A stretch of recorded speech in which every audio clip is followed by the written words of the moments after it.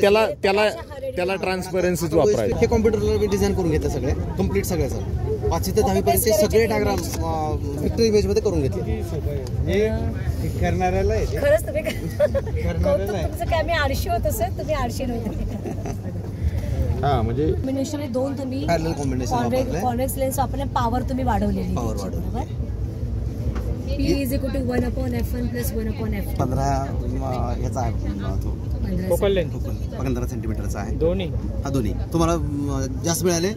हा जास्त लावा. मग पण काय होतं टेक्निकली काही परत प्रॉब्लेम क्रिएट होता.